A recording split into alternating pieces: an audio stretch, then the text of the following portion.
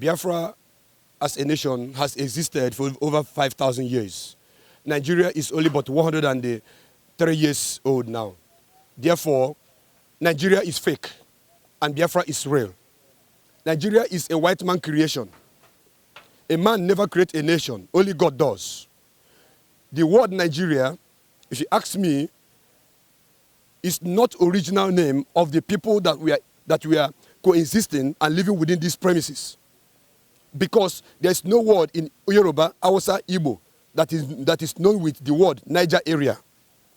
The word Niger area, if you ask me, I will tell you, you can go and do your research and confirm what I'm saying, that word Niger area, first and foremost, there is a company not owned by the British company, the royal family, known as Royal Niger Company. They came here in the year 1835 or so. They came to trade within this vicinity. They came through the Atlantic Ocean, and when they came, they met people here, and there are a lot of fraud, which I'm going to expose today, because that place they call Niger, River Niger, people say that the name Nigeria is being taken from the River Niger. But that word, River Niger, is also a lie, because there is a people who were fishing that water before the coming of Europeans. What is the name they used to call that river? We call it Orimiri Obaru or Oshimiri Obaru. Therefore, Nigeria is fake, created by Lord Lugard and his girlfriend known as Flora Shaw. And these two people who have named this entity Nigeria, they don't have children. There is no descendant of Lord Lugard and the wife Flora Shaw. And that is why everything in Nigeria is not working. We are indigenous people of Biafra, the indigenes, the owner of the land. Here is our ancestral home. We are the children of Arodi, Aloeri, and Eri. These three children of God we are talking about here, they are the children of God in the book of Genesis chapter 46 verse 16. Yesterday we went to our ancestral home where all the Igbo people, the Biafran people begin, known as Umueri. Do you understand what I'm saying? So to tell you more about this nation we know as Biafra, we are the indigenous people. We have no common value shared with the people known as Nigeria. Because my grandmother died at the age of 96, and that was 18 years ago. If my grandmother is supposed to be alive, if you do your plus and minus, you will know that she's older than the word Nigeria.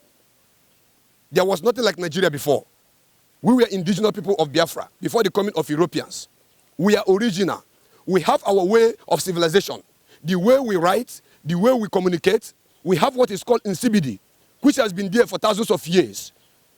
But the white man will come and tell us that the names which we bear and our culture is not original. They took away our culture, they took away our heritage, they took away everything from us. Then they came to give us fake names. For example, I am from Enugu. Enugu is mountain top, hill. And when you get to my own village and towns, you are going to see mountains, mountains, mountains, which signifies the original name of where I come from. But the white man came and removed the Ugu there and call it Ugu, Enugu. There's nothing like Enugu in my language. Enugu is not in the Igbo language. Mind you, Igbo is a language, Hausa is a language, Fulani is a language, Yoruba is a language. Who are the people that are living within this vicinity? The people of Arewa are known as Hausa speaking and the Fulani speaking.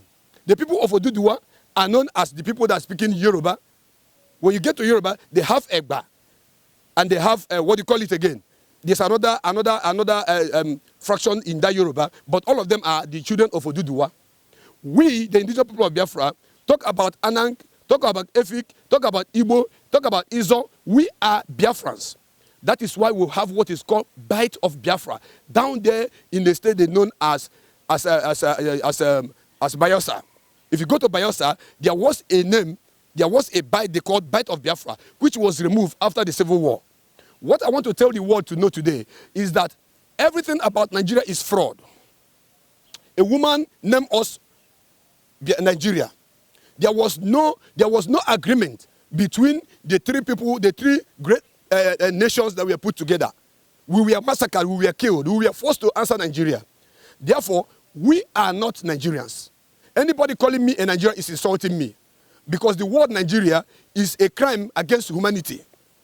I have many reasons why I'm saying this. And I want the whole world to know that Mazi Nnamdi Kanu is the leader of indigenous people of Biafra. He is the leader, the mouthpiece to all of us. A lot of people believe that the Igbos are canvassing for Biafra because they want an Igbo presidency. So now there's Biafra and then there's the issue of Igbo presidency. Between Biafra and an Igbo presidency, which would you rather prefer? Oh my goodness me. Asking me this question is like when you ask me, when you wake up in the morning, are you going to drink water? Are you going to take bath?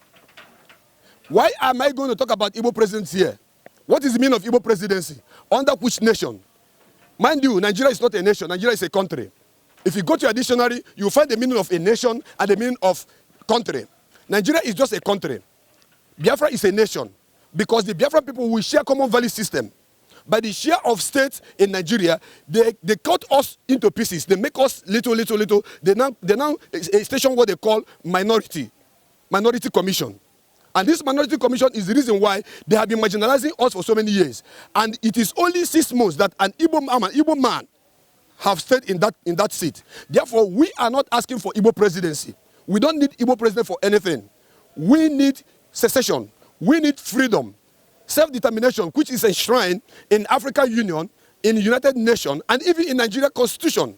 The right to practice who we are, where we come from. So we are not interested in Igbo presidency. Igbo presidency is a fraud. What we want is outright freedom from this contraption known as Nigeria. I call it a contraption because if you look at what is happening in this place they call Nigeria, you will notice that all the people that are from the eastern region, the old eastern region, comprises of Enugu, Anambra, Imo, Abia, Ebonyi, Delta, Bayelsa, Rivers, Cross River, and Akwa Ibom. Then they caught some of our brothers in Edo State. They caught them and put in Edo State. They were known as the people of Igbo Akere. But they changed it to Ibanke. If you get there today, you're going to see people who are answering, who has what is called a king, Eze. They pronounce it A-E-Z-E, Eze, in Ibanke, in Edo State. The former governor of Edo State, known as Obomudia, Obomudia is an Igbo language. He is an Igbo man. The mother came from Ibanke. The original word is Igbo Akere, not Ibanke. They changed it to Ibanke. They were trying to change everything to make it look like we are not one people, but we are. Then if you go back, if you go down to Benue State, you will notice that our people are still living there also. In these places, you will notice that there are women, our mothers over there, they tie two-piece wrapper. Do you understand? They tie two-piece wrapper. These people living within these environs, okay? So we speak the same language. What are your reactions to the Ohaneze Ndigbo saying that they...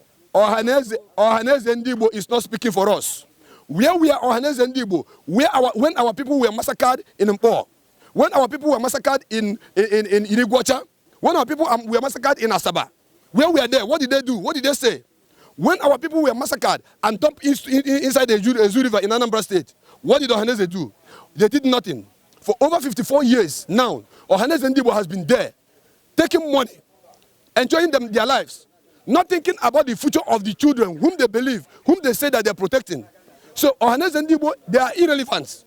They have nothing to tell us. They have nothing to do for us. Nnamdi Kanu is the only one who will give us freedom.